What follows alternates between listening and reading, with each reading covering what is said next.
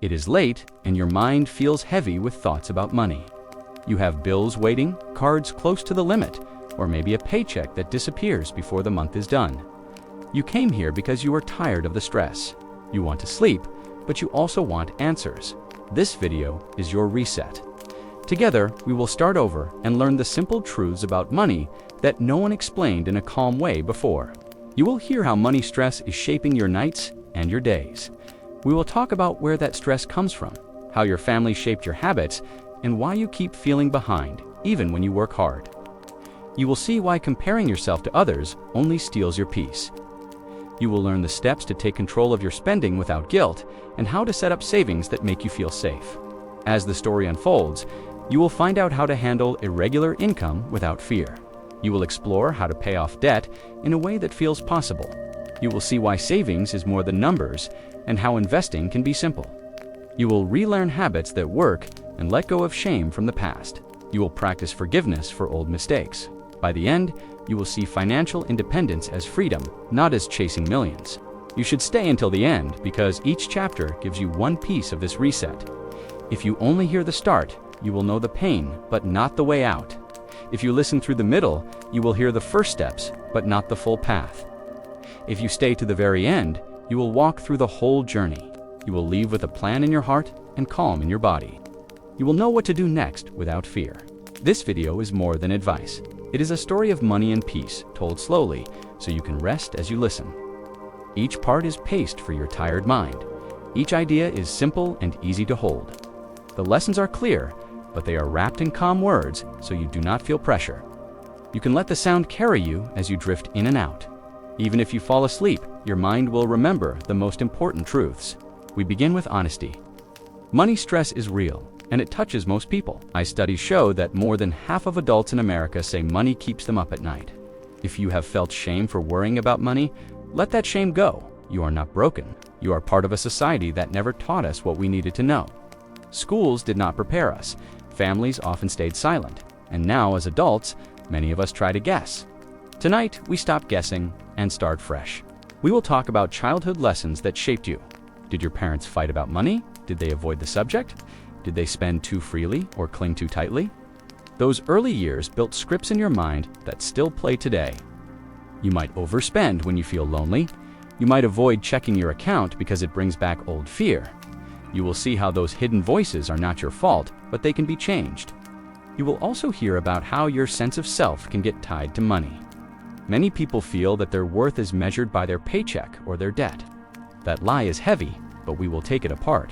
You are more than numbers. Debt is not a moral failure. Your identity is not your credit score. In this reset, we will learn to see money as a tool, not as a judgment on who you are. As we move deeper into the journey, we will look at comparison. You scroll through social media and see friends with new cars, vacations, and big homes. You think you are behind. What you do not see are their debts, their quiet stress, and their struggles. Comparison is a mirror that distorts. We will learn how to turn away from that mirror and look at your own path, built on your own values. Then, we will talk about budgeting, not in a cold or rigid way. Budgeting is not a prison, it is a map. We will go step by step, showing how to set aside money for needs, for wants, and for savings.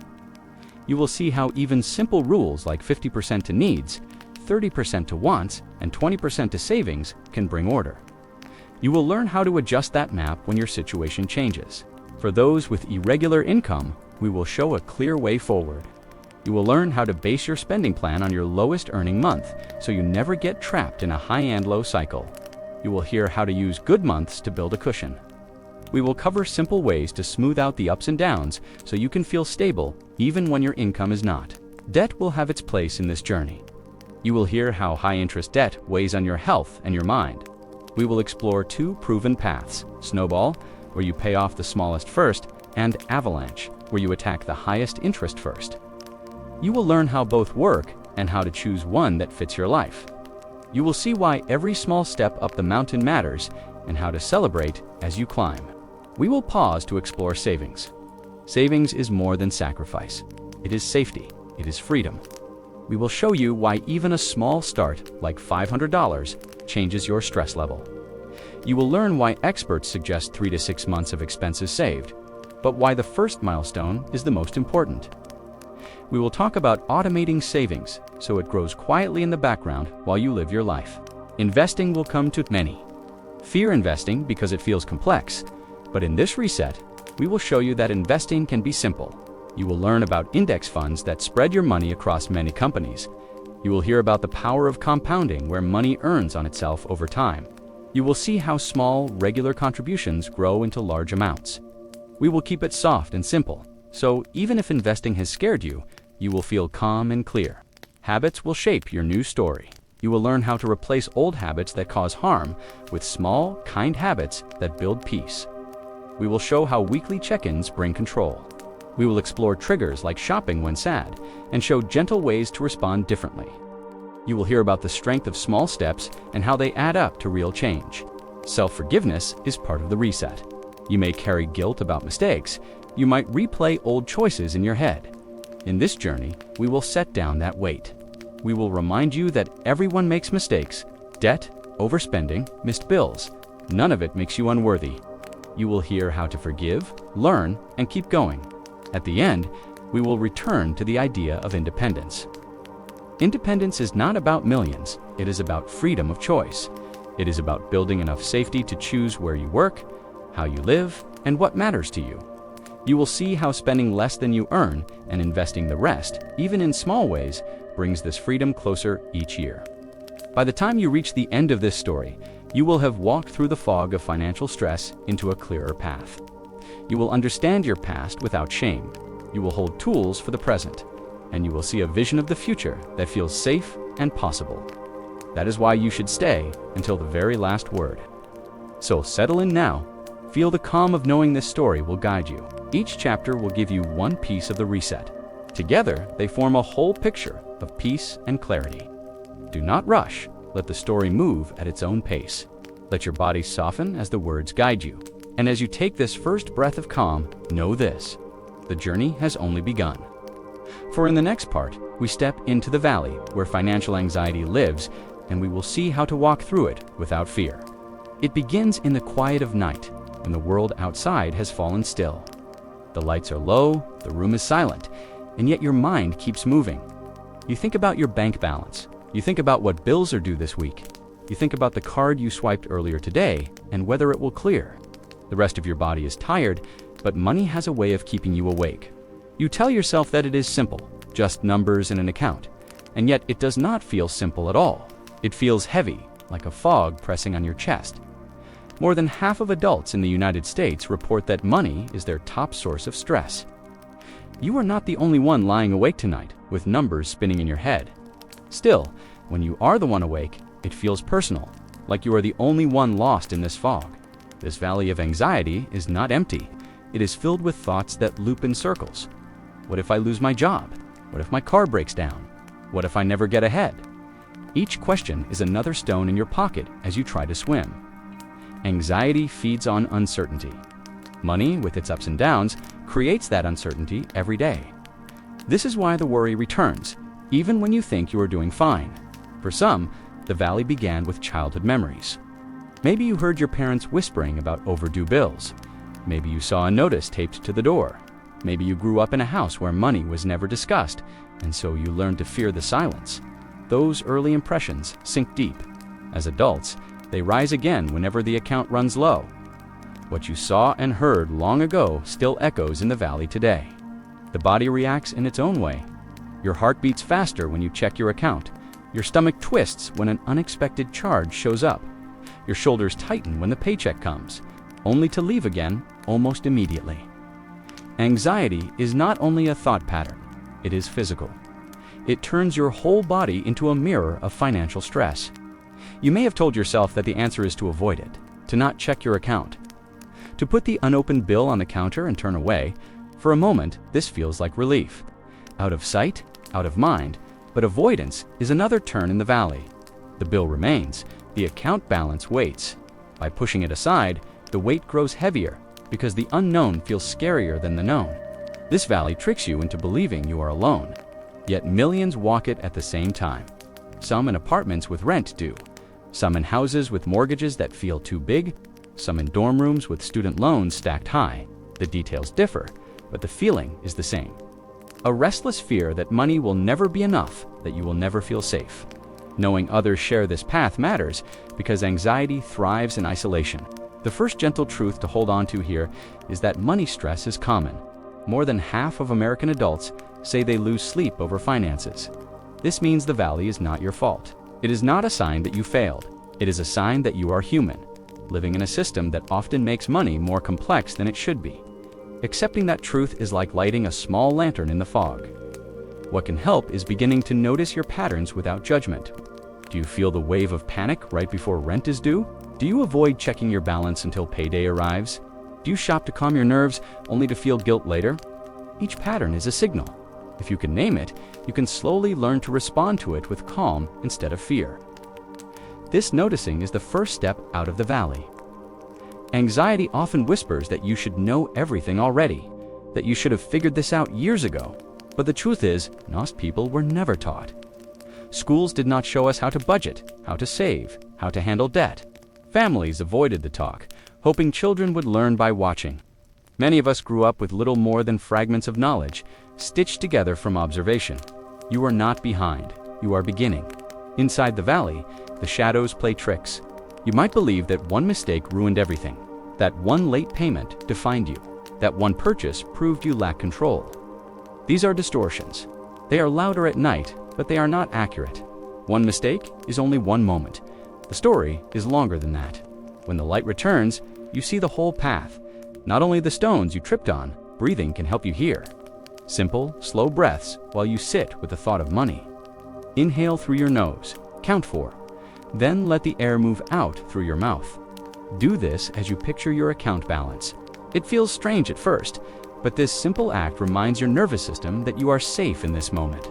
The bill is real, the debt is real, but you are safe right now. That reminder gives you a little more space to think clearly.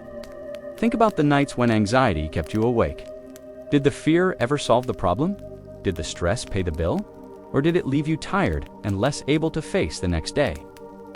The valley convinces you that worry equals control, but the opposite is true. Worry drains your energy. Calm allows you to act.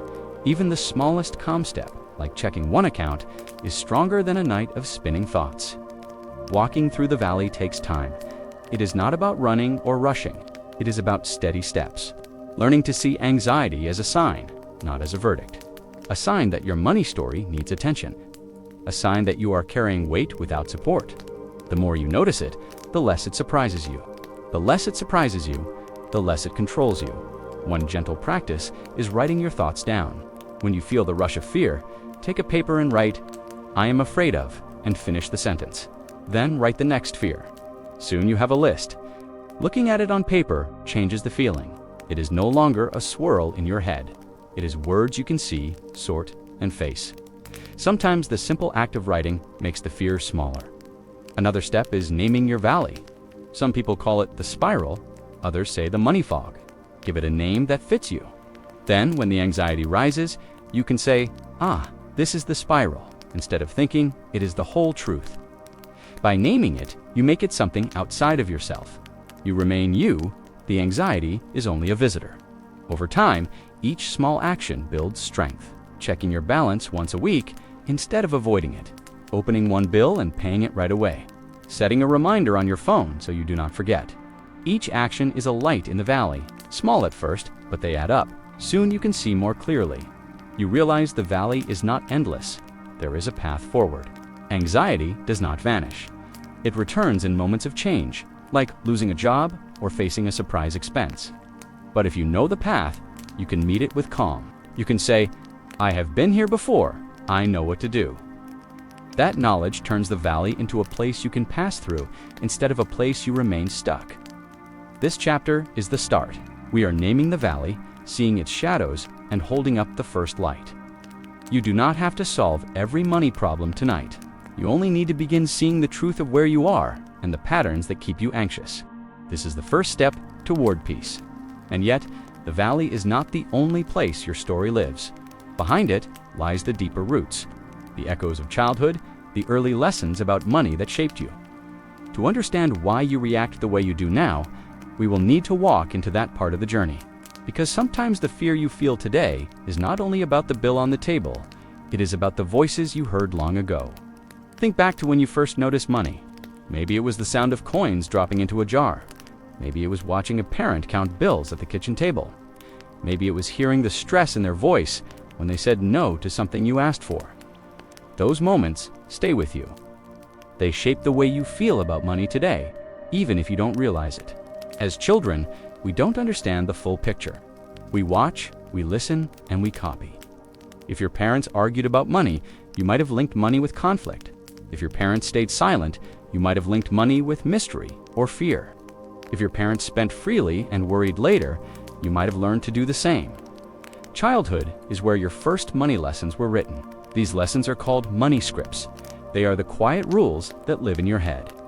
Rules like spending is bad, or money will always run out, or rich people are selfish. You may not even know you carry them, but they guide your choices. They shape your reactions. They are like old recordings that keep playing in the background. No matter how much you want to change, some people learned that money equals safety. If the fridge was full and the bills were paid, life felt stable. When money dipped, the whole house felt tense. Others learned that money equals freedom. If there was extra, it was spent quickly to feel joy in the moment. Still others learned that money equals silence. If a child asked how much the rent cost, the answer was, "Don't worry about it." That silence turned into a habit of avoiding financial talk as adults. Think about your own earliest money memory. Was it a gift, a bill, an argument, or a lesson? Did you feel secure or uncertain? That memory planted a seed. Over the years, that seed grew roots. Today, those roots might explain why you feel anxious, guilty, or careless with money. When you trace back the feeling, you often find it started decades ago. These money scripts are not your fault. You did not choose them. They were handed to you before you knew how to question them. But they are not permanent. They can be rewritten. The first step is awareness. To notice the script when it shows up. For example, if you feel guilty every time you buy something nice, ask yourself, who taught me that spending on myself is wrong? If you avoid opening your bills, ask, when did I learn that money talk meant fear? Awareness softens the grip. Once you name the script, you can question it. Is it true that spending is always bad? No. Is it true that money always runs out? No. Is it true that talking about money is dangerous? No. These questions open space. They let you separate what is yours now from what belonged to your family years ago. Some scripts are positive. Maybe your parents taught you to save part of every dollar. Maybe they showed you how to compare prices before buying. Those lessons help keep them. But be honest about the ones that hurt. Many adults repeat patterns without knowing it. Overspending when stressed, avoiding the bank app, feeling ashamed of debt. These are echoes from the past. It helps to write them down. On one side of a page, write the script you learned. On the other side, write the truth you want to hold now. For example, script, I will always be poor. Truth, I have the power to build stability over time. Script, debt makes me a failure. Truth, debt is a financial tool, not a measure of my worth. Seeing them in writing reminds you that you have a choice. Childhood lessons are powerful because they were learned in vulnerable years. When you were young, you trusted the adults around you completely. If they said money was scary, you believed it. If they showed stress whenever the bills came, you absorbed it. That trust made the script strong. But now, as an adult, you have new knowledge. You can test those old beliefs against reality. Sometimes, these lessons also tie to identity. If your family struggled, you might feel guilt for wanting more. If your family prized wealth, you might feel shame if you earn less. These identities can be heavy. They can trap you between loyalty to the past and the desire for a different future. Naming them helps release the tension. You can honor your family while also building your own path. Consider this. More than half of American adults report that they never had open financial talks with their parents. This silence created a gap. Into that gap, anxiety often grew. You may have felt alone with questions you couldn't ask. As an adult, the habit of silence continues, but silence can be broken. Talking about money with a trusted person today can begin to heal that old gap. Think about a conversation you wish you had as a child. What question would you have asked? How much do we pay for rent? How do we save for emergencies? Why is debt so stressful? Now, Imagine giving your younger self an answer. Calm, simple, honest. That answer becomes your new script. You do not need to wait for someone else to rewrite it. You can give it to yourself. The valley of anxiety you walked through in Chapter 1 connects here. The fear is not only about present bills, it is about past echoes. Those echoes made you believe that stress was the only way to live with money. By seeing them for what they are, you begin to separate past from present. You are not that child anymore. You are an adult with the power to create new habits and new truths. When you catch yourself repeating an old behavior, pause. Say to yourself, this is the old script. That pause breaks the automatic loop. Then choose one small action to replace it. If you avoid your account, open it and breathe for 10 seconds. If you feel guilt when spending, remind yourself that meeting your needs is not waste. Over time, each new choice rewrites the script. Healing old lessons takes time, but each step matters. You do not need to erase the past. You only need to stop letting it control your present. The lessons that served you can stay, the ones that hurt you can fade. This balance is how you build a healthy relationship with money, one that feels like support instead of fear. As this chapter ends, reflect on the first money memory that shaped you. Hold it gently, without judgment. Say to yourself, I was a child. I learned what I saw. Now I choose what I believe. That is how the reset begins, by looking back with compassion and moving forward with choice. But money stories are not only shaped by childhood lessons, they are also shaped by silence. Silence at the dinner table. Silence when bills arrived. Silence that grew into fear. To move forward, we must step into that silence and see what it taught us. Many families avoid talking about money. Bills arrive, papers pile on the table, but the conversation never comes. You may have grown up hearing whispers, arguments behind closed doors, or no words at all. Silence became the rule. As a child, you learned that money was not safe to discuss. That silence shaped how you handle finances today. Silence around money often comes from fear. Parents fear burdening children. They fear judgment. They fear admitting they are unsure themselves, so they close the topic. But children notice. You saw the worry lines on their faces. You felt the tension when envelopes came in the mail. You sensed stress even when words were missing. This silence creates confusion. Without clear explanations, children make their own meanings. If a parent refused to buy something, you might have thought it was because money was bad. If your parents argued but never explained, you might have thought money only causes pain. Silence left gaps, and into those gaps, anxiety grew. As an adult, you may repeat the same silence. You may avoid talking about money with your partner. You may hide spending from friends. You may feel shame even when asking for advice. The pattern continues because it feels normal. Yet silence blocks growth. It prevents learning. It isolates you with your worries. Breaking the silence starts with honesty. It does not require sharing every detail with everyone. It begins with choosing one safe space. A friend, a partner, or even a notebook. Speak or write the truth. I feel stressed about money. I am not sure how to budget. I need help with debt. Naming it breaks the old pattern. Research shows that families who talk openly about money raise children who feel more confident with finances. Openness reduces shame. It teaches that mistakes can be fixed. It shows that money is a topic like any other, not a forbidden secret. By practicing openness now, you begin to heal the silence you grew up with. Consider how silence affected you. Did it make you avoid questions? Did it push you to guess? Did it make you feel that money was always linked with conflict? These reflections matter. They explain why you act the way you do today. They show why you might avoid bank statements or feel guilt when asking about costs. The habit of silence is strong, but it is not permanent. Start small. Ask one question you never asked before. Share one concern with someone you trust. Write down what you are afraid to say. Each step weakens the grip of silence. Over time, money becomes a normal topic, not a hidden one. Silence also creates isolation. When you do not talk about money, you assume others are doing better. You think you are the only one struggling. Yet surveys show that over 60% of adults live paycheck to paycheck at some point. Debt, stress, and uncertainty are widespread.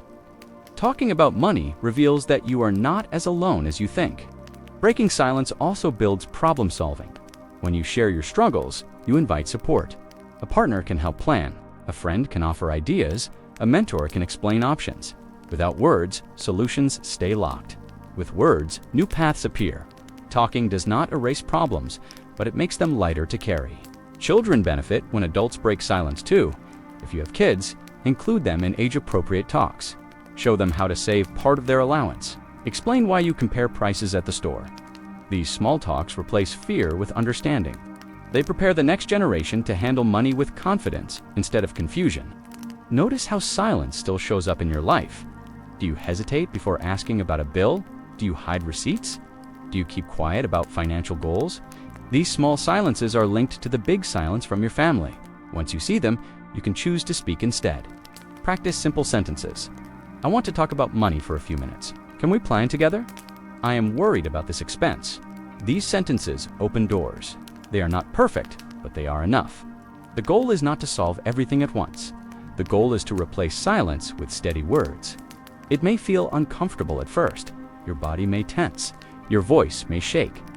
That is normal. Years of silence taught you that money was unsafe to mention. Each time you speak, you rewrite that lesson. Each time you share, you teach your body that the topic is not dangerous. Comfort will grow with practice. The silence you grew up with was meant to protect you. Parents thought they were keeping children safe from worry. But silence did not protect. It confused. It left questions unanswered. Now, as an adult, you can give yourself the clarity you needed. You can choose openness over quiet fear. Start with yourself. Say out loud, "Money is not a secret." Say, "I am allowed to talk about my finances." Say, "Asking for help is healthy." These statements break the old chain. They remind you that money is part of life, and you have the right to understand and discuss it. Over time, the habit of silence fades. You notice it less. You speak more. You feel lighter. Conversations replace guessing. Questions replace assumptions. Support replaces isolation. This shift does not happen in a single day, but it begins with one word, one sentence, one conversation. As you rest tonight, reflect on the silence you grew up with. Hold it with compassion. It shaped you, but it does not define you. You are allowed to speak now. You are allowed to ask, to share, to plan. Money is not a secret anymore, yet silence is only one weight. Another heavy lesson many carry is self-worth tied to money. The idea that your value as a person is measured by your income, your savings, or your debt. To move forward, we must look at that belief closely, because if money equals worth, then every mistake feels like proof you are less. And that belief has stopped too many people from feeling peace. From an early age, many of us were told that success is measured in money. A bigger paycheck meant progress. A higher balance meant security. A pile of debt meant shame. These messages sink in over time until they shape how you see yourself. You may look at your account balance and feel it reflects your worth as a person. This belief is heavy. It makes every financial choice feel like a test. If you buy something, you feel guilty. If you save nothing, you feel like a failure. If you carry debt, you feel broken. Money becomes more than a tool. It becomes a mirror, one that shows you only the parts you dislike. But money is not identity. It does not measure kindness. It does not measure creativity. It does not measure your capacity to care for others. You are more than numbers. Self-worth is rooted in your values, your actions, and your relationships. When worth is tied to money, you forget that truth. Debt is often the heaviest weight. Many carry student loans, medical bills, or credit card balances. They see the total and think, "This means I am irresponsible. This means I failed." But debt is not a moral issue. It is a financial condition. It says nothing about your character. It reflects circumstances, choices, and sometimes survival. Consider how common debt is. Over 40% of American households carry credit card debt. Student debt affects millions. Medical bills push many into hardship.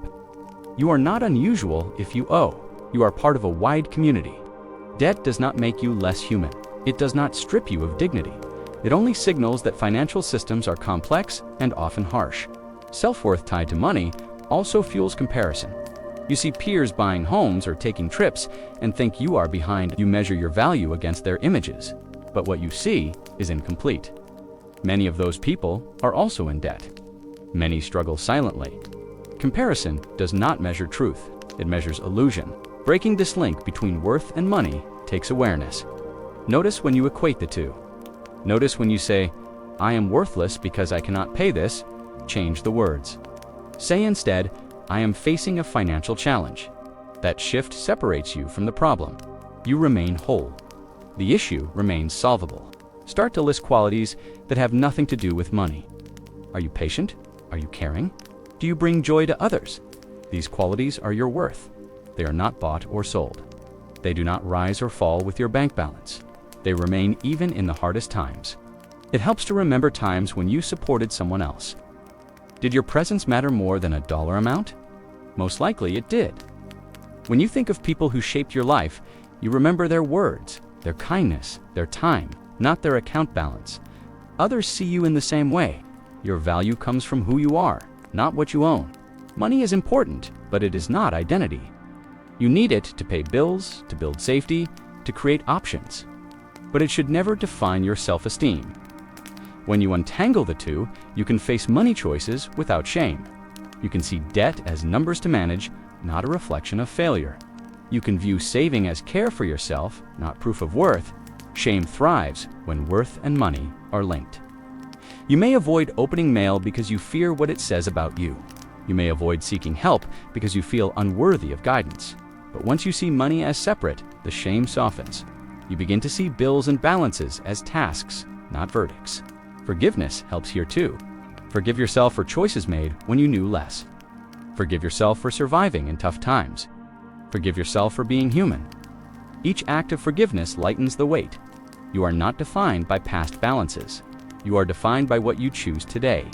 Debt repayment becomes easier when shame is removed. Saving becomes lighter when it is not tied to identity. You can work toward goals with clarity instead of judgment. You can look at your account and see numbers, not a measure of worth. This separation is freeing. If self-worth is not tied to money, where should it live? It should live in your values. In the life you create each day, in the relationships you tend, the goals you pursue, the small joys you allow yourself. These are lasting, they do not fade with market shifts or job changes. They stay with you through every season. Reflect tonight on how you define yourself. Do you use numbers as proof of value? Do you judge yourself by debt or income? Gently shift the frame. Say, "I am valuable because of who I am. Money is a tool I use, not a reflection of me." Repeat it often. In time, it becomes the new truth. The weight of self-worth tied to money has held many people down. But once lifted, it changes everything. You begin to handle finances with steadier hands. You approach challenges with resilience. You live with more peace. This is part of the reset. To see money as important, but not as identity. Yet another trap lies ahead. Even if you separate worth from money, the world still tempts you to compare. Social media shows lives that look brighter, wealthier, happier. The constant mirror of comparison can pull you back into shame and stress. To continue the journey, we must step into that mirror and see its tricks, because comparison is another thief of peace. And if you don't learn to release it, you will always feel behind, no matter how far you have come. You open your phone and scroll. A friend posts a photo of a new car. Another shares pictures from a beach trip. Someone else announces they bought a house. With each image, a quiet voice whispers, "You are behind. You do not have enough. You are not enough." This is the mirror of comparison. Social media magnifies this mirror. People share highlights, not struggles. They show wins, not setbacks. They post vacations, not overdue bills. You see the shine, but not the debt. You see the smile, but not the stress. Still, the mirror makes you feel smaller, like your life is missing something essential. Comparison is powerful because it ties back to self-worth. When you believe money equals value, others' purchases feel like proof that you lack worth. Even if you are doing well, seeing someone with more makes you feel less. This cycle drains peace. It keeps you chasing images that are not even real. The truth is, most people are not living the perfect life they post. Surveys show that nearly half of adults carry credit card debt. Many households struggle with rent, with medical bills, with saving even a little. The pictures online do not show this. They hide it. Yet when you compare yourself, you compare your whole reality to their filtered slice. Comparison also fuels overspending. You see someone's new gadget or trip and feel the urge to match it. You buy to feel equal. For a moment, it works. Then the bill comes and the stress grows. This is how comparison traps you. It creates a race with no finish line. To break free, you need to step back from the mirror. Ask yourself, what do I truly value? Do I care about that car, or do I care about stability? Do I want that trip, or do I want peace of mind? Values give direction. Without them, you chase whatever others display. With them, you choose what fits your life. One practice is gratitude. At the end of the day, write down 3 things you are grateful for that money supported. It could be a meal, a safe place to sleep, or time with a friend. Gratitude shifts focus. It reminds you of what you already have instead of what you lack. Over time, gratitude weakens the pull of comparison. Another practice is curating your inputs. If certain accounts or friends trigger envy, mute them. Fill your feed with content that inspires, educates, or calms you. Create a digital space that reflects your goals, not others' illusions. You control what you see, and what you see shapes how you feel. Think of a time when you felt proud of your financial choice. Maybe you paid off a bill. Maybe you saved a little. Maybe you resisted a purchase. That pride matters. Hold on to it. That memory is proof of progress. Comparison hides these victories, but they are real. They are steps on your own path. When you focus on your path, comparison loses power. Your life is unique. Your goals are personal. No one else has your exact story. No one else carries your exact dreams. Measuring yourself against others ignores this truth. It sets you up to fail a test that was never yours to take. Start defining success for yourself. Write one sentence. Financial success for me means, and finish it with your own value. It might be feeling calm when I pay bills. It might be saving enough for a safe home. It might be working less and spending more time with family. Whatever it is, make it yours. Then, when the mirror shows you someone else's highlight, you can say, that is their story, not mine. Comparison is not always harmful. Sometimes it can inspire. Seeing someone pay off debt can show you it is possible. Seeing someone save for a goal can motivate you. The difference is in how you respond. If you turn envy into motivation, the mirror becomes a tool. If you turn envy into shame, the mirror becomes a trap. Notice your body when comparison rises. Do you feel a tightness in your chest? Do you feel restless, wanting to act fast? These are signs. Pause in that moment. Take one slow breath. Remind yourself, their path is theirs. My path is mine. Repeat it until your body softens. That pause is a shield. Remember too that what people display is not the full picture. A vacation photo might hide a maxed out card. A new car might hide a long loan. A big house might hide sleepless nights over mortgage payments. You cannot know the full truth from an image, so do not use it to measure yourself. Comparison thrives in silence. When you do not talk about money, you assume others are better. When you start talking, you realize many people share your struggles. A friend might admit they are drowning in loans. A coworker might confess they live paycheck to paycheck. These talks reveal the truth. Appearances do not equal reality. If you find yourself trapped in comparison often, try a reset ritual. Once a week, put down your phone, step outside, and reflect on your progress. Say to yourself, this week I took a step. No matter how small, name it. This ritual grounds you in your own life. It reminds you that growth is happening here, not on someone else's feed. The social mirror is loud, but it can be quieted. By focusing on your values, practicing gratitude, curating your inputs, and speaking openly, you weaken its hold.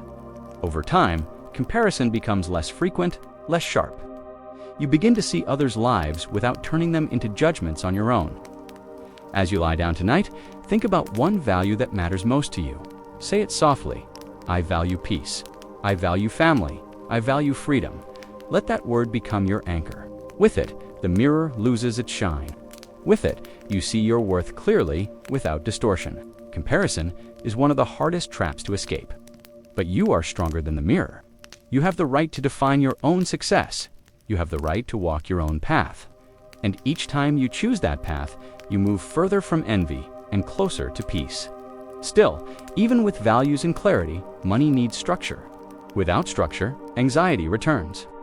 The next part of the journey is building that structure gently, not as a prison, but as a map, because budgeting is often seen as restriction. But in truth, budgeting can be the opposite. It can be freedom. When people hear the word budget, they often sigh. The word feels heavy, like a set of chains. It brings up memories of being told no, of cutting back, of living with less. Many avoid it because they think a budget means losing freedom. But what if a budget is not a cage? What if it is a map, a simple guide that shows you where your money goes and where you want it to go? Think of a time you traveled without directions. You guessed at each turn, hoping it would lead somewhere good. Sometimes you reached your goal, but often you wasted time or circled back. Without a map, you felt lost. A budget is that missing map for money. It does not trap you, it shows you the way. It gives you the power to choose your path instead of wandering in circles. A good budget starts with clarity. You need to know what money comes in and what goes out. Many people avoid this step because they fear what they will find. But the act of looking is freeing. It turns vague stress into clear numbers. Once you see it, you can shape it. Without looking, the anxiety stays. With a budget, you begin to replace fear with control. One simple approach is the 50-30-20ths guideline. 50% of income for needs, 30% for wants, 20% for savings or debt repayment. It is not perfect for every life, but it gives a structure. You can adjust the numbers to fit your reality. What matters is balance. If your rent is higher, maybe you reduce wants. If you have little debt, maybe you grow savings. The map bends to your life. Budgets are flexible. They change as life changes. If you lose a job, the map shifts.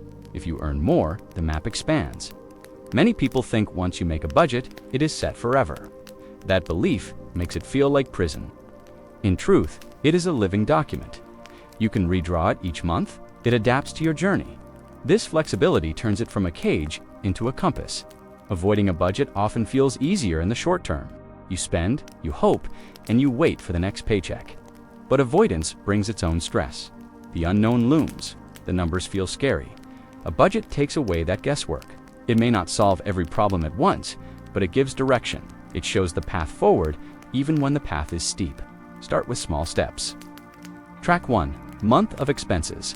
Write down every bill, every purchase, every bit of income. At the end, look at the picture. Where did most of your money go? What surprised you? This picture is the beginning of your map. It does not judge, it informs.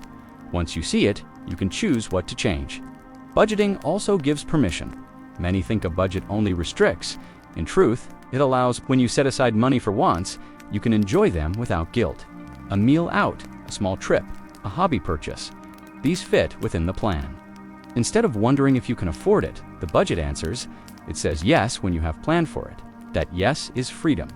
Another gentle step is to use categories. Needs, wants, savings, or rent.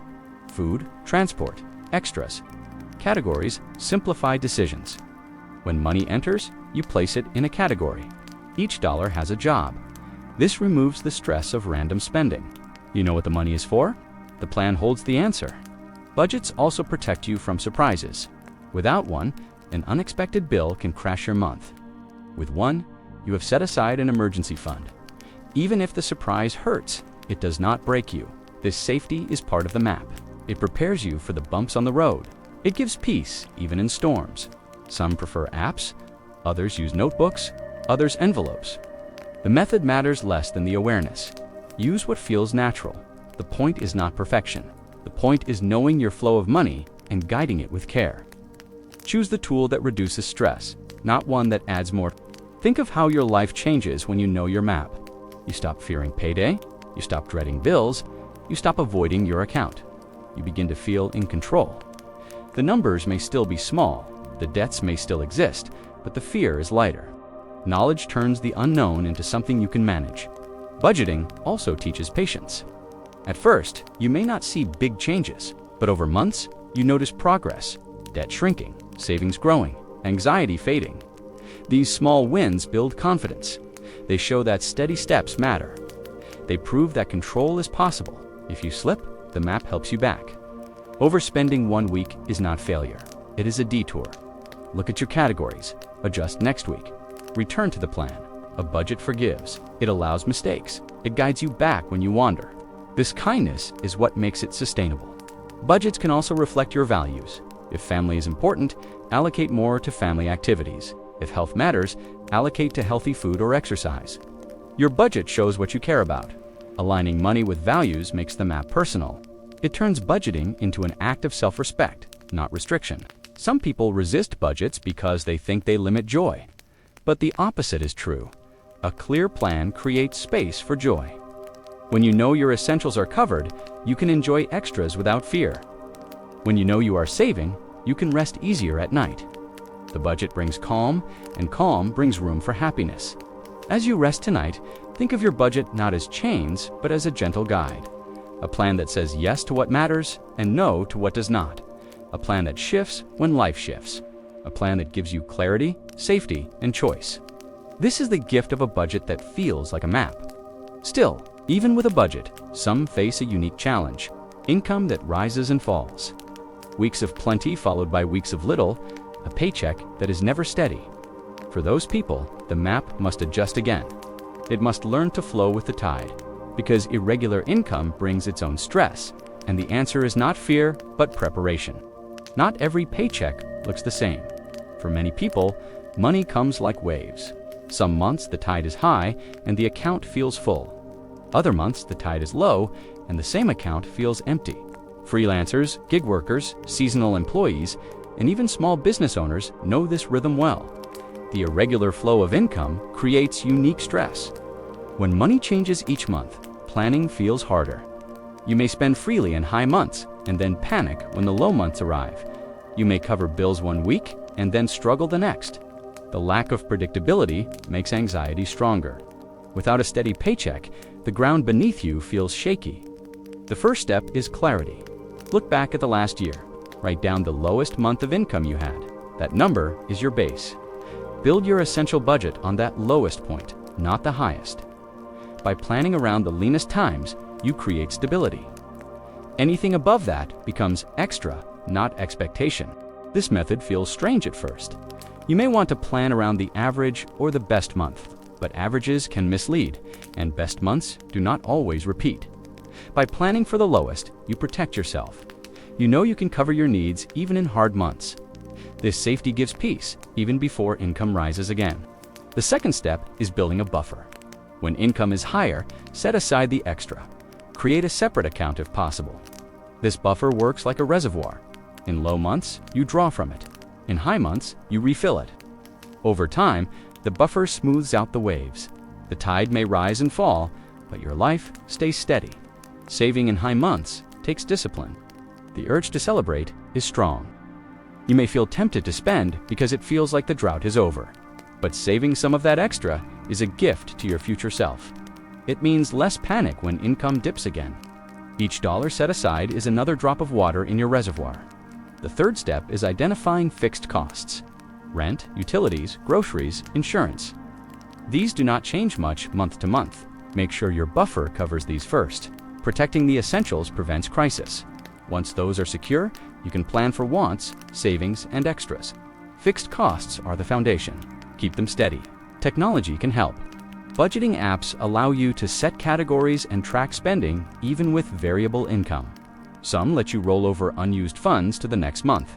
Others let you separate fixed and flexible costs. Use the tools that make the picture clearer. The goal is to remove guesswork. The clearer the picture, the calmer the mind. It also helps to know your cycles. Many irregular incomes follow patterns. Maybe summer is strong and winter is weak. Maybe holidays bring more work and spring is slower. Learn your rhythm. Anticipating lean months lets you prepare. When you see the pattern, the uncertainty feels smaller.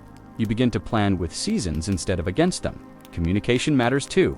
If you share finances with a partner or family, talk about the irregular flow. Silence adds stress. Openness allows planning. Agree on what to do with high-income months. Agree on how to handle lean months. Shared understanding reduces conflict and keeps everyone steady.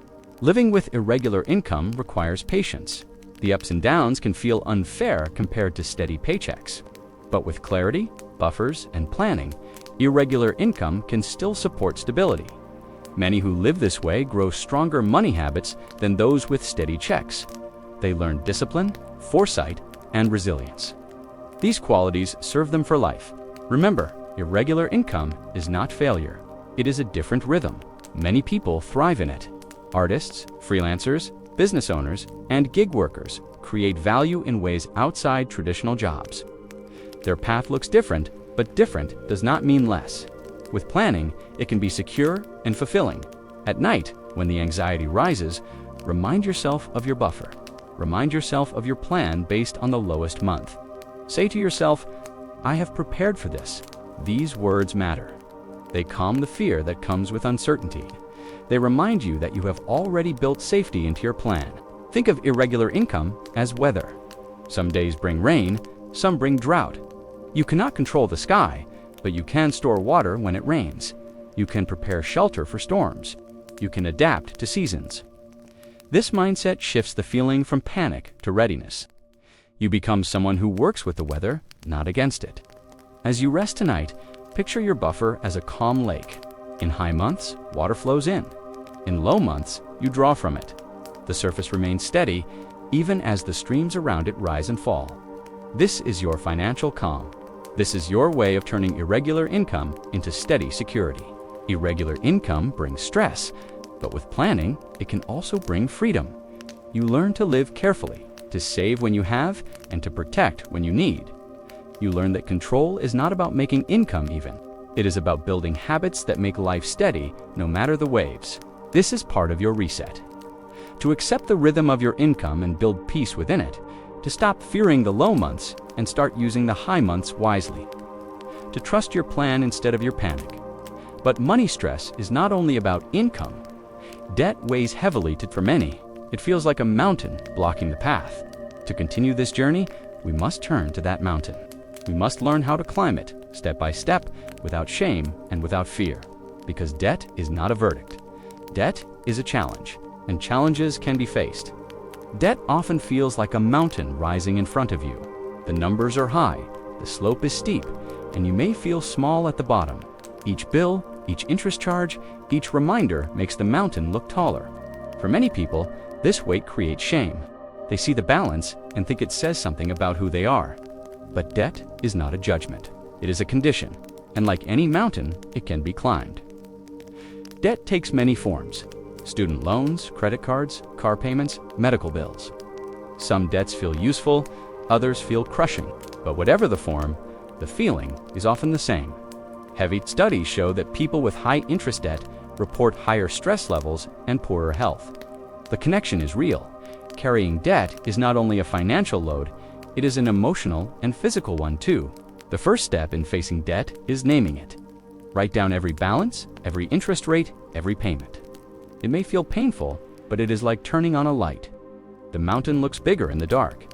When you see it clearly, you can plan your climb. Avoidance only makes the slope steeper. Clarity gives you a path. There are two well-known ways to climb: snowball and avalanche. The snowball method means paying off the smallest balance first while making minimum payments on the rest. When the first is gone, you move to the next. Each payoff gives momentum, like a snowball rolling and growing. The avalanche method means paying off the debt with the highest interest rate first. This saves money in the long run, though it may take longer to see the first win. Both methods work. The choice depends on you. If you need motivation, the snowball gives quick victories. If you want efficiency, the avalanche saves more over time. Neither is wrong. What matters is choosing and starting. Action matters more than perfection.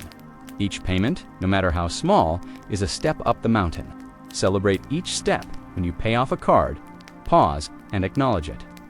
When you reduce a balance, remind yourself of progress. Too often, people see only the total and forget the wins. Each step counts. Each step makes the mountain smaller. Over time, the top grows closer. Some debts feel endless, but even slow progress changes the future. An extra $20 a month toward a card may feel small, but it shortens the climb. Over months and years, these small steps matter. The mountain does not shrink overnight, but it does shrink. Patience is part of the climb. At the same time, protect yourself from new weight. If you add more debt while climbing, progress slows. Try to pause new borrowing if possible. Use cash or debit for daily needs. Build a small emergency fund so you do not rely on cards for surprises. Protecting your climb keeps your steps steady. Debt often brings shame, but shame adds no value. Debt does not mean you are careless. It does not mean you are less worthy. Life is expensive. education, housing, health, emergencies. These create debt for millions. Remember, you are not alone. You are part of a wide community facing the same mountain. Support helps. Share your plan with someone you trust. Talk to a counselor if the weight feels too heavy. Join a group where others are paying off debt. Hearing stories of progress can encourage you. Silence makes the mountain taller. Shared words make it feel lighter. Debt also teaches discipline. It forces you to learn about interest, payments, and choices. Though the lessons are hard, they build strength. Many who climb the debt mountain later use that strength to build wealth. They understand the cost of borrowing and the value of saving. The hardship becomes knowledge. As you rest tonight, picture your debt mountain.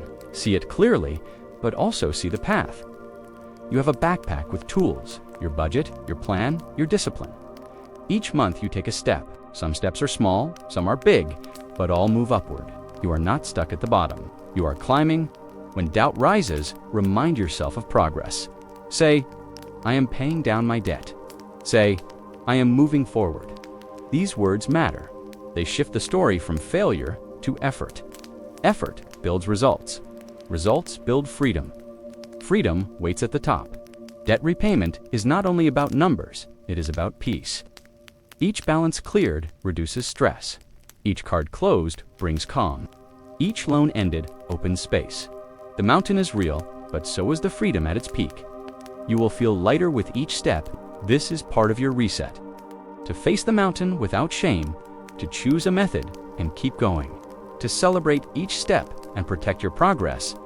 Debt is not a prison, it is a climb, and climbs end at the top. Yet when you climb high enough to see further, a new question appears. If debt is a mountain, what lies beyond it? What do you build once the weight is lighter? The answer begins with savings, because safety is not only about less debt, it is also about reserves that protect you when storms come, and savings, when seen rightly, is not sacrifice. Savings is safety. When people hear the word saving, they often think of sacrifice. They think of cutting out small joys, of saying no, of living with less. That view makes saving feel like punishment. But saving is not punishment. Saving is safety. It is comfort. It is the calm knowledge that you will be okay when life brings surprises. Think of a flat tire, a broken appliance, or a medical bill. These things do not wait for the right time. They arrive uninvited. Without savings, they turn into crises. They force you to borrow, to add weight to your debt mountain. With savings, they are still hard, but they do not shake your life. You pay, you recover, and you move on. That difference is peace. Research shows that even small savings reduce stress. A study found that people with as little as $500 set aside felt less anxious than those with nothing. It is not the size that matters first. It is the presence of a cushion. Knowing you have something to fall back on changes how you sleep at night. The first goal is simple. Build a starter emergency fund of $500 to $1,000. Do not worry yet about months of expenses. Focus on this first step. It is reachable. Each dollar set aside is another layer of protection. Once this cushion is built, you feel more stable, even if other financial goals remain. Over time, the long-term goal is 3 to 6 months of living costs. This is your deeper safety net. It is what helps you through job loss, illness, or unexpected change. But the big goal begins with the small one. Focus on the first step. Save enough to breathe easier. Then add more as you are able. Automating savings helps. Set up a transfer to a savings account on payday. Even a small amount, like $10 or $20, builds over time. When it happens automatically, you do not rely on willpower each month. The habit grows quietly in the background. Months later, you see progress without constant effort. Choose a place for your savings that is safe and separate. A basic savings account works. Some prefer a high-yield savings account for a little extra growth. The key is keeping it out of reach of daily spending. When it is separate, you protect it. When you see it grow, you feel reassured. Savings is not about deprivation, it is about freedom. Each dollar saved gives you choice. It allows you to face emergencies without panic.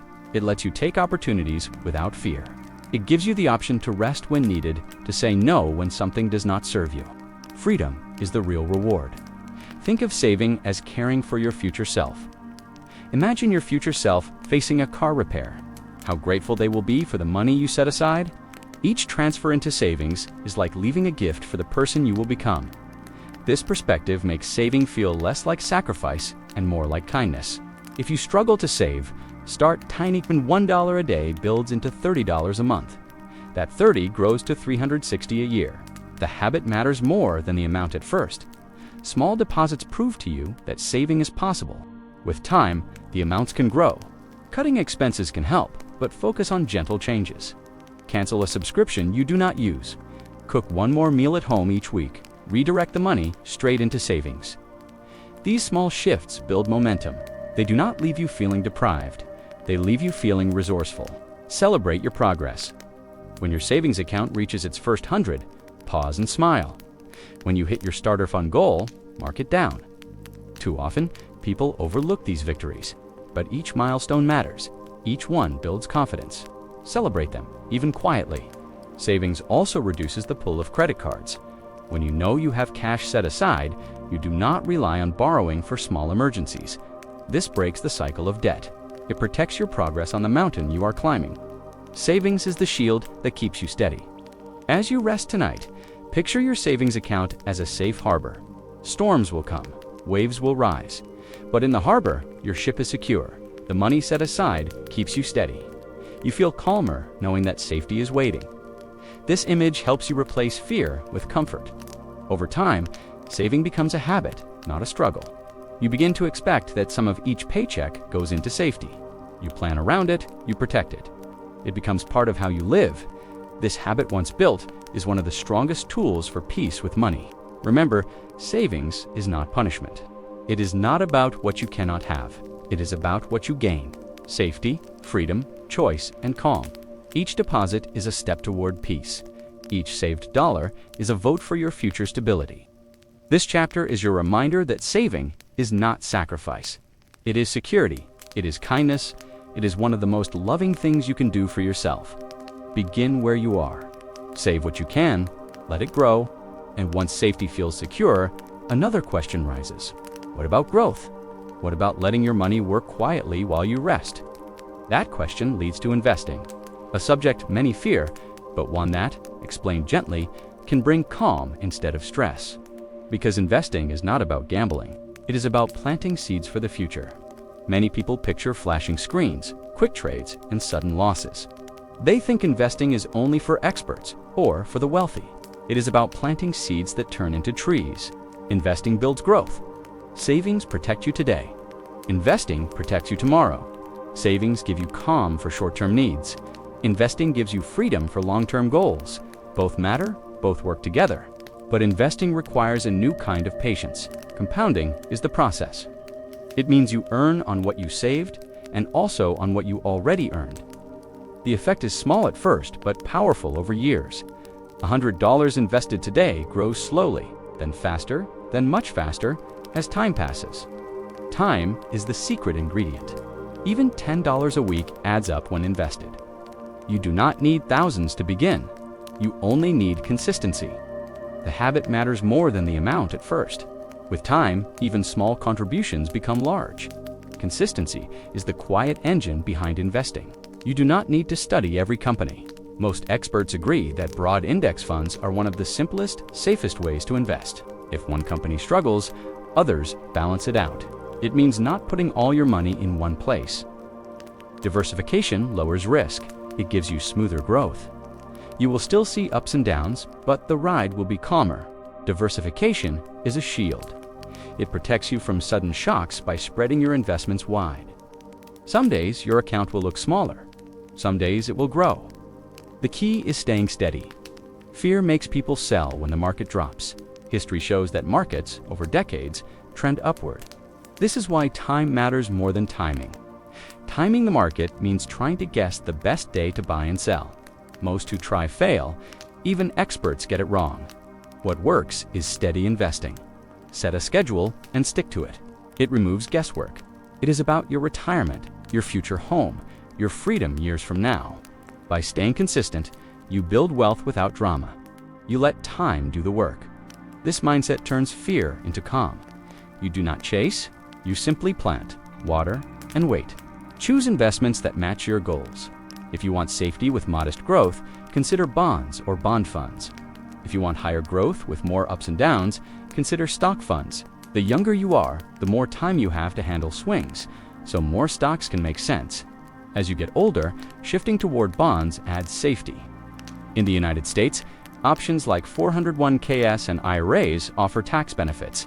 Money grows without taxes each year, or you withdraw later with less tax.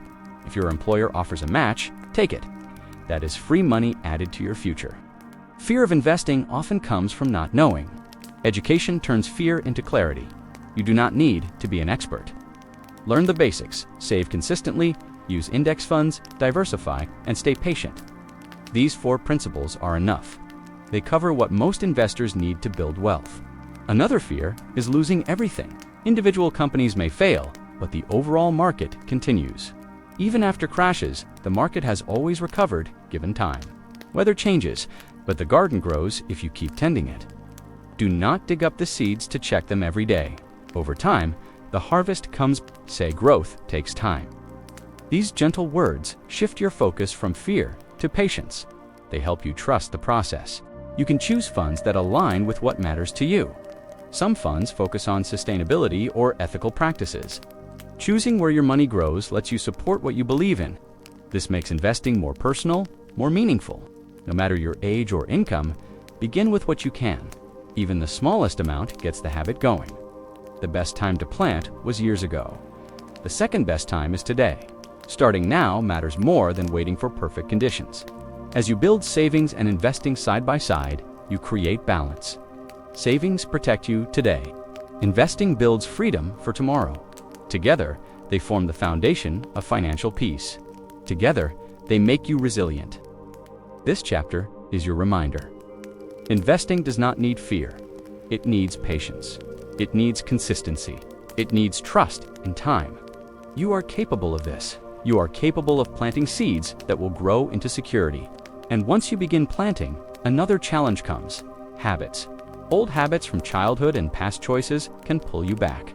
To keep your growth steady, you must relearn habits that help, not harm. Because financial peace is not only about tools, it is about patterns, and patterns can be rewritten. Habits shape your money story more than single choices. A habit is a repeated action, a path your mind and body walk without much thought. Over years, these patterns guide where your money goes. Some habits protect you, others create stress. To reset your financial life, you need to look at your habits with gentle honesty.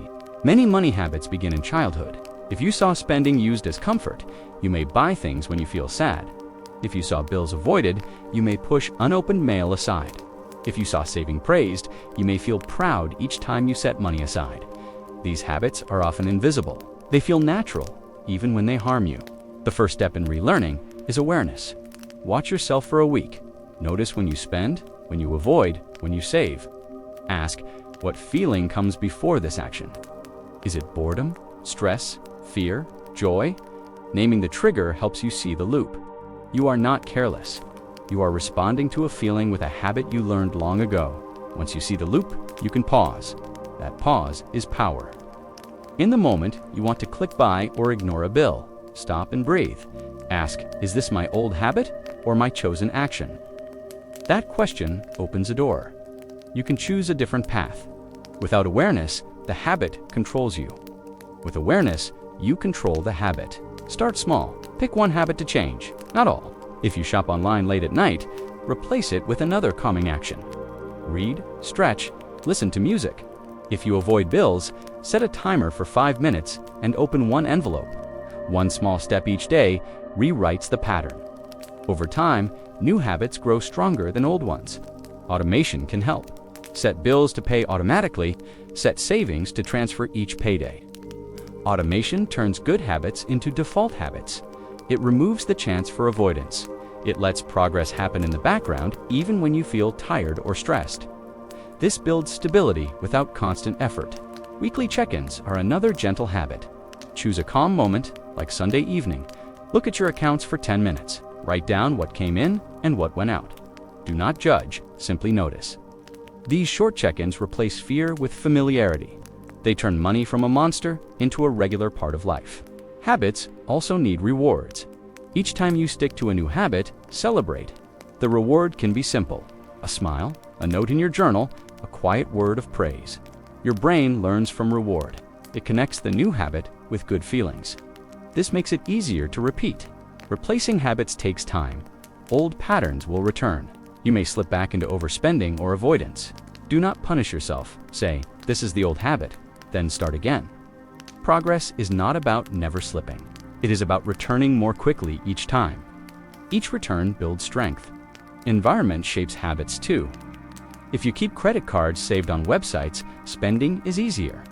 Remove them to make the habit harder. If you want to save more, keep a savings app on your phone's home screen. Make the good habit easier, the old one harder. Small changes in your space support big changes in your life. Support helps. Share your new habit with a friend or partner. Say, "I am checking my accounts weekly," or "I am building a savings habit." Their support keeps you accountable. Their encouragement keeps you steady. Change feels lighter when shared. Reflect on habits that serve you well. Do you already track spending? Do you already set money aside for goals? Strengthen these. Celebrate them. Not all habits need change. Some deserve recognition. Building confidence with good habits makes it easier to shift the harmful ones. Over months, new habits feel natural. What once felt forced becomes automatic. You no longer think before saving. You no longer fear opening bills. You no longer reach for shopping as comfort. These changes bring peace. They free energy once trapped in anxiety. They create space for joy. As you lie down tonight, think of one habit you want to relearn. Picture yourself choosing a new action. Picture yourself smiling afterward. Hold that image. Let it guide your next small step. Change begins in these quiet thoughts. Change grows when you repeat it. Relearning habits is part of healing your money story. It means replacing patterns that harm with patterns that help. It means showing compassion to your past self while guiding your present self. It means practicing patience as new roots grow. Over time, these habits form the foundation of financial peace. Still, even with new habits, guilt can remain. Many carry shame from past mistakes, even when habits improve. That shame lingers like a shadow. To continue the reset, we must face it. We must practice self-forgiveness. Because without forgiveness, the past keeps holding you, and to move forward, you need to release it. Money mistakes leave heavy marks. You may think of a purchase you regret. You may remember a bill you ignored. You may replay the moment you borrowed more than you could handle. These memories linger. They whisper that you failed. They return at night when you try to rest. Without forgiveness, they grow louder and heavier. Forgiveness begins with honesty. Everyone has made financial mistakes. Everyone has faced choices they wish were different. Some overspent, some avoided debt until it grew. Some missed payments, some trusted advice that harmed them. You are not the only one. Mistakes are part of being human, not proof of being broken. Shame tells a different story. Shame says you are defined by those mistakes. Shame says you cannot change. Shame keeps you quiet, afraid to ask for help. But shame lies. Mistakes are events, not identities. They happened, but they do not define you. Forgiveness softens shame and makes space for growth. Think of the moment you first learned to walk. You fell many times. No one said you failed. They cheered when you tried again. Money is the same. You were not born knowing how to manage it. You learned through trial, through error, through small wins and setbacks. Falling does not mean you cannot walk. Mistakes do not mean you cannot learn. Forgiveness is not forgetting. It is choosing to release the weight. It is saying, "I did the best I could with what I knew then. Now I know more. Now I can do better." This shift is powerful. It allows the past to stay in the past. It keeps today open for new choices. One practice is writing a letter to your past self. Begin with compassion. Say, "I know you were stressed. I know you wanted comfort. I know you felt trapped." Acknowledge the reasons behind the choice, then say, "I forgive you. I release this mistake. I am moving forward with care." This letter is not for anyone else. It is a message of mercy to yourself. Another practice is reframing. Instead of saying, "I wasted money," say, "I learned from that purchase." Instead of saying, "I ruined my credit," say, "I now understand how credit works." Every mistake contains a lesson. Forgiveness means seeing the lesson instead of only the pain. This turns regret into wisdom. Forgiveness also means allowing progress. Many refuse to see their small wins because they still focus on old losses. Pause and notice what you are doing right now. You are listening to a story about money and peace. That is progress. You are seeking to learn. That matters. Recognize it. Celebrate it. When guilt rises, speak gently to yourself. Say, I forgive myself for that mistake. Say, I am learning. I am growing. These phrases calm the inner critic. They remind you that change is possible. Repetition turns them into truth. Each time you say them, shame loses power.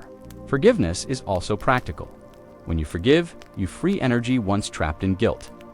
That energy can now be used to pay down debt, to save, to plan. Without forgiveness, energy drains into self-blame. With forgiveness, energy fuels new action. It is not only emotional relief, it is a tool for progress. Some people fear forgiveness means excusing bad behavior. It does not. Forgiveness does not erase responsibility. You still pay debts, you still learn new habits, you still act with care. But you do so without the chain of shame. You move forward not as punishment, but as growth. If forgiveness feels hard, imagine someone you love made the same mistake. Would you judge them harshly, or would you comfort them? Remind them of their worth and encourage them. Offer yourself the same compassion. Speak to yourself as kindly as you would to them. You deserve that same grace. At night, when guilt keeps you awake, use a simple ritual. Breathe in and think, I accept the past. Breathe out and think, I release the shame. Repeat until your body softens. Each breath is an act of letting go. Each breath makes space for rest. Self-forgiveness connects to healing relationships too. Many families argue about money. Many friendships strain under debt or borrowing. Forgiving yourself for past actions makes it easier to repair those ties. It makes you open to honest talk. It makes you ready to build trust again. Forgiveness clears the way for connection. Progress is never perfect. You will make mistakes again. But forgiveness prepares you for them. Instead of drowning in guilt, you will recover faster. You will see the mistake, adjust, and move forward. Forgiveness is not a one-time act. It is a practice you repeat each time you stumble. As you lie in bed tonight, think of one financial choice you regret most. Hold it gently in your mind. Say to yourself, I forgive that version of me. They were learning. They were trying. I am different now. Feel the weight lift, even if only slightly. That feeling is the beginning of freedom. Forgiveness turns a harsh money story into a hopeful one. It turns mistakes into teachers. It turns guilt into wisdom.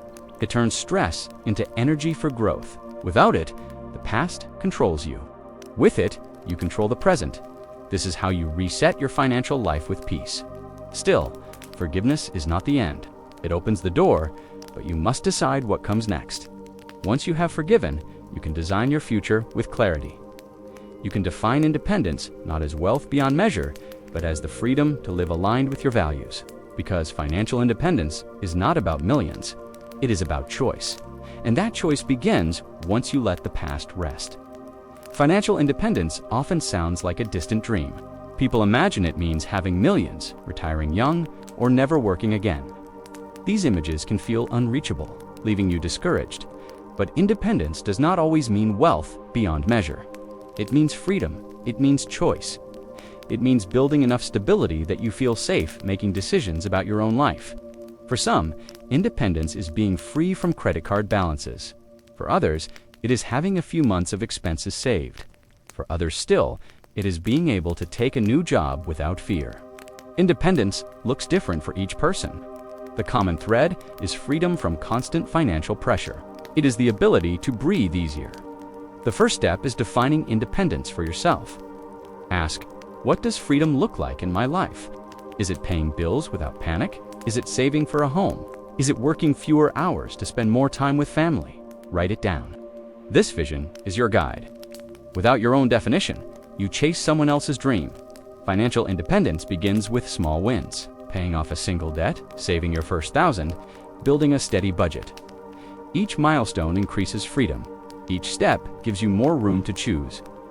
Over time, these small steps add up. Independence is not one giant leap. It is many steady steps walked with patience.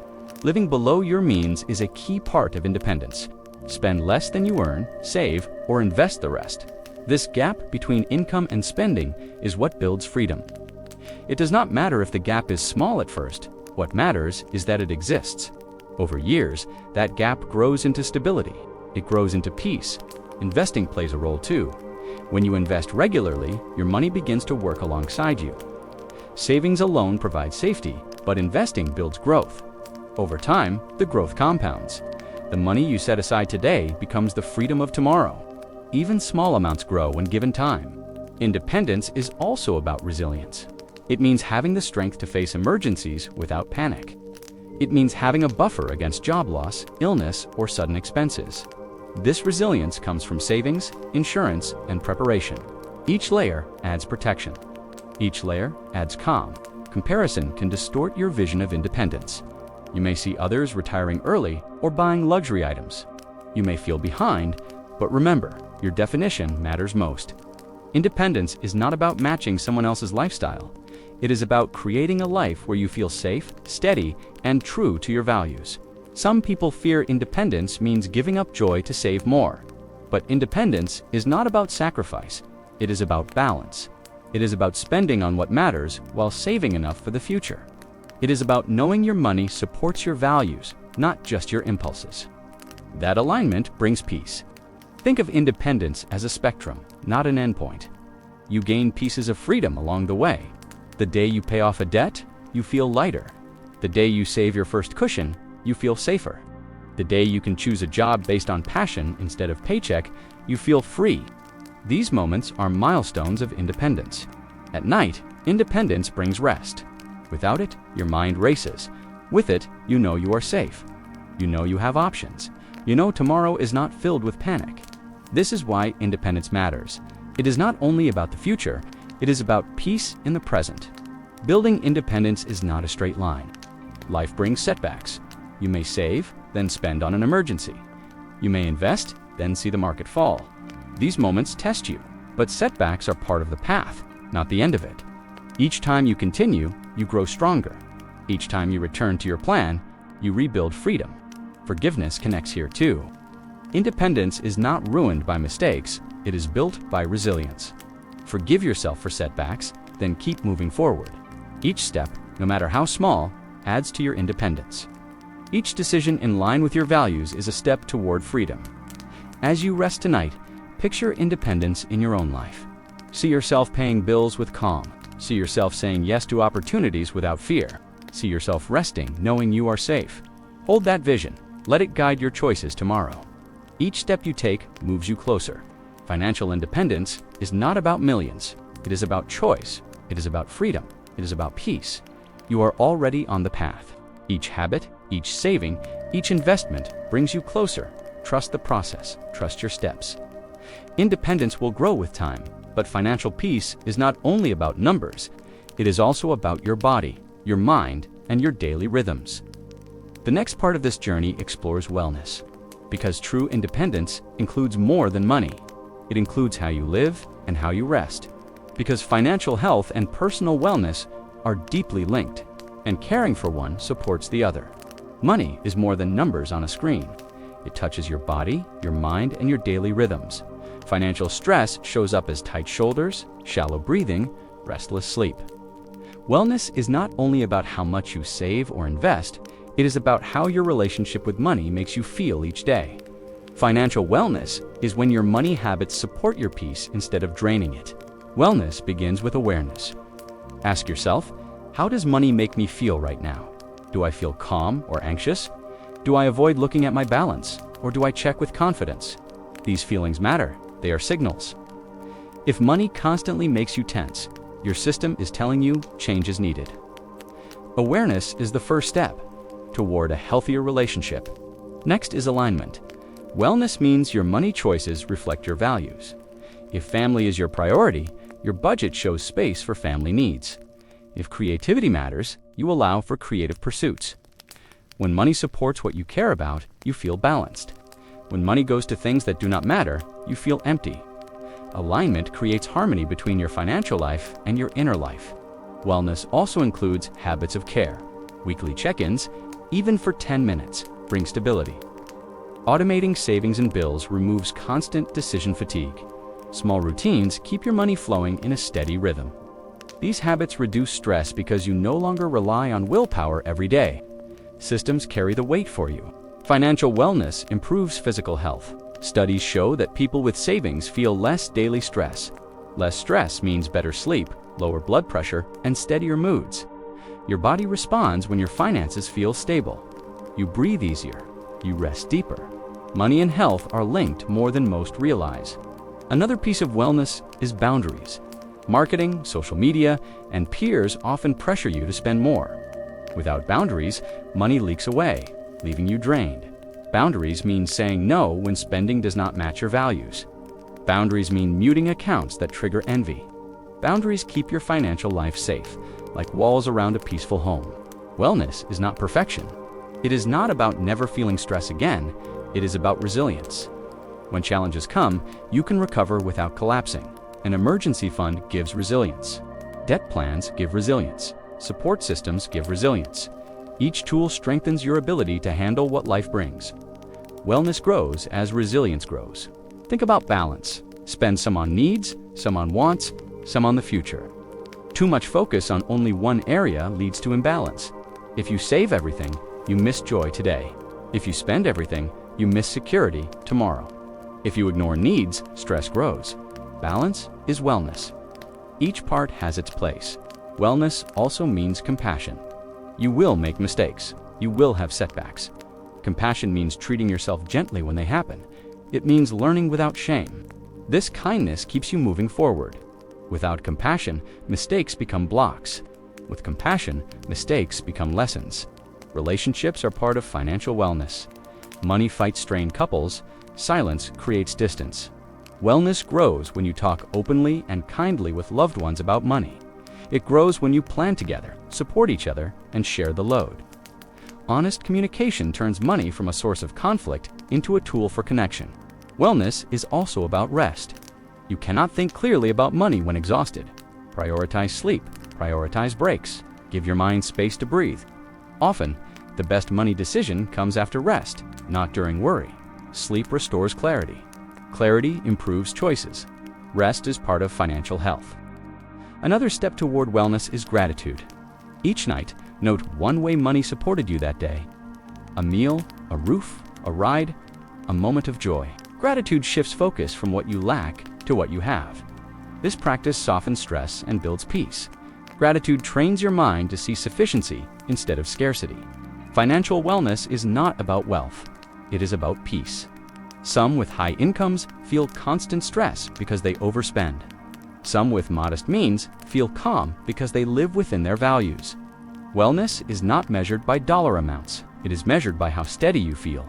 As you rest tonight, ask yourself, what one small action would bring me more wellness? Is it setting aside $10 for savings? Is it talking openly with someone I trust? Is it checking my account once a week without judgment? Choose one action. Small steps create lasting change. Over time, wellness becomes your default. You live with awareness, alignment, and balance. You make decisions that reflect your values. You treat yourself with compassion. You feel steady even when challenges come. This is financial wellness. Not perfect, but peaceful. Not without effort, but without constant fear.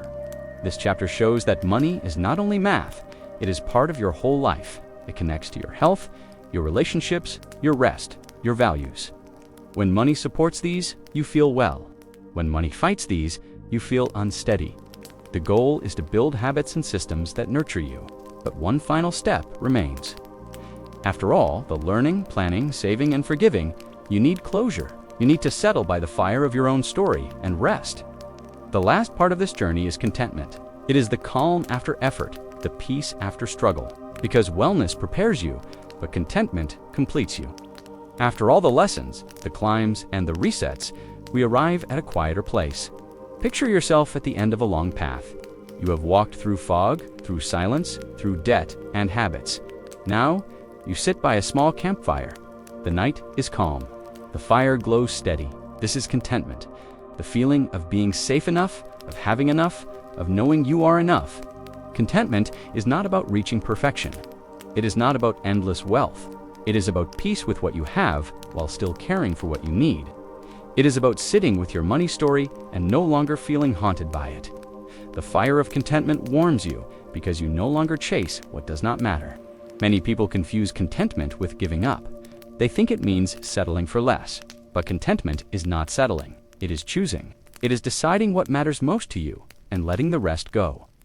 It is choosing to rest from comparison, to rest from endless striving, to rest from shame. Contentment is strength, not weakness. Think of the journey behind you. You faced the valley of financial anxiety.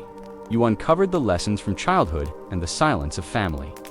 You carried the weight of self-worth tied to money and stepped away from the social mirror. You learned that budgeting is a map, that irregular income can be steadied, and that debt is a climb. Each lesson brought you here. Each step added to the fire. Contentment grows from gratitude. When you notice what money already provides, food, shelter, comfort, small joys, you feel calmer.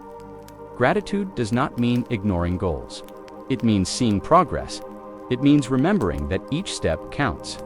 Gratitude feeds the fire of contentment and keeps it burning when doubt tries to blow it out. It also grows from values. Contentment comes when you're spending, saving, and choices reflect what matters to you. If you care about family, you spend in ways that support family. If you care about freedom, you save toward that freedom. When money supports your values, you feel whole. Without this, even great wealth feels empty. Contentment means releasing the endless race. The world says, you must always want more. More income, more possessions, more upgrades, but more does not always bring peace. Often, more brings more pressure. Contentment says, enough. It says, I will grow, but I will not chase endlessly. It says, I can rest tonight, knowing I am safe. This fire of contentment also heals fear. When you know you have savings, a plan, and habits that support you, the constant panic fades. You know you can face tomorrow. You know you can handle what comes. The fear that once woke you at night softens. You fall asleep more easily, warmed by the knowledge that you are steady. Contentment is not stillness forever. It is not about never dreaming. You can still build, still save, still grow. But you do so from a place of calm. You do not chase to prove worth. You do not spend to fill emptiness. You act with clarity, knowing what matters and letting go of what does not. As you rest by this campfire, think about what contentment means to you. Is it a smaller home, but more peace? Is it fewer possessions, but more time? Is it money that covers your needs and gives space for joy without constant pressure? Define it gently for yourself. Let your definition guide you. Contentment brings balance. You stop comparing to others and start comparing to your past self. Are you steadier than before? Do you feel calmer than before? These are measures of success. Progress becomes your story, not perfection. Balance replaces envy. Peace replaces striving. This moment is also about trust. Trust in yourself that you can handle your money. Trust in your plan that your steps matter. Trust in time that patience grows results. Trust is the final gift of the journey. Without it, contentment fades.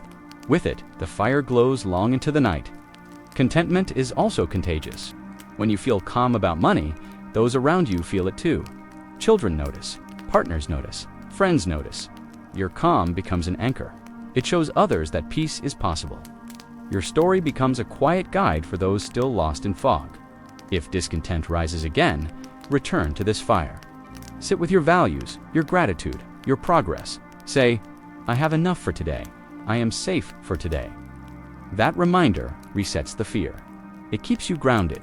It keeps the fire burning even when winds blow. As you lie in bed tonight, picture yourself by this campfire. Warm, steady, calm. Each log in the fire is a step you took. Each flame is a lesson you learned. The fire does not need to be huge. It needs to be steady. That steadiness is your peace. That steadiness is your contentment.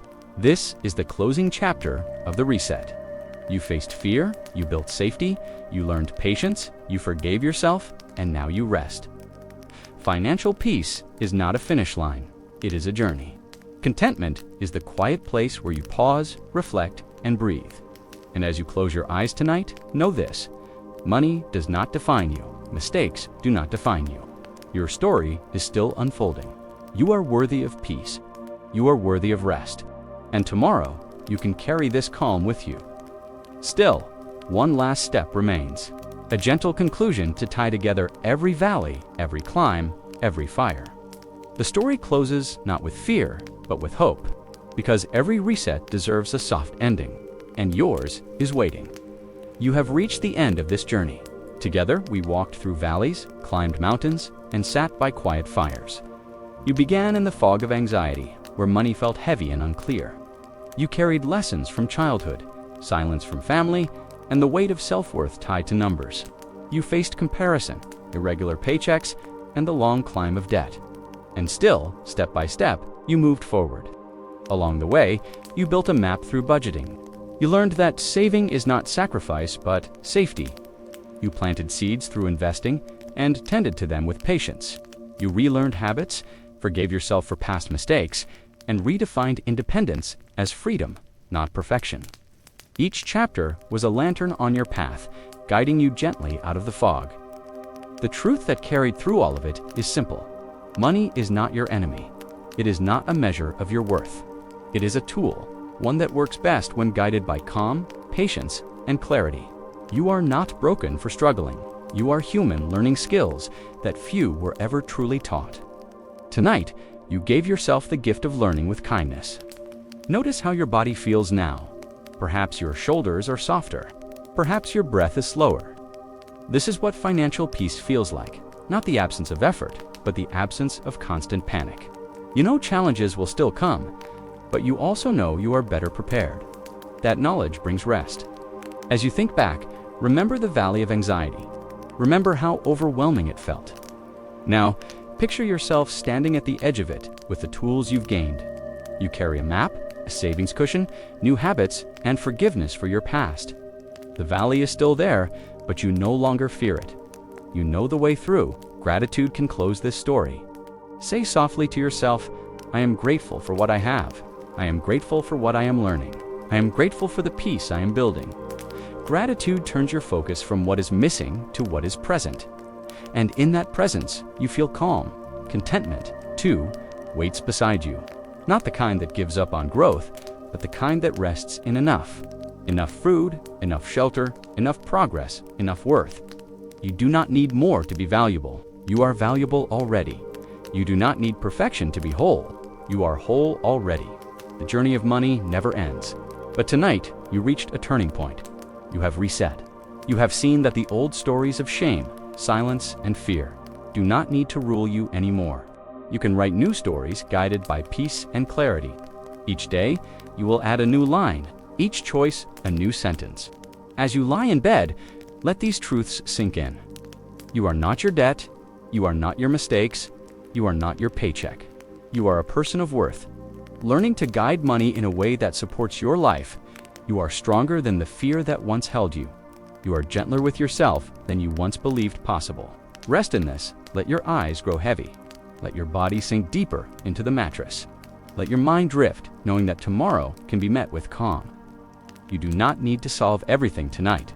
You only need to carry the peace of knowing you are learning, you are growing, you are resetting. And as the story fades, remember this. Your financial life is not about chasing wealth. It is about building safety, freedom, and peace. It is about living in alignment with what matters most to you. That path is open now. You are already walking it. You do not walk it alone. Tonight, maybe you can forgive yourself for what you did not know. Tonight, maybe you can rest without shame. Tonight, maybe you can sleep, knowing that your story with money is still being written, and it is allowed to be beautiful. Tomorrow, you will wake with clarity. Tomorrow, you will carry the lanterns of these lessons into your day.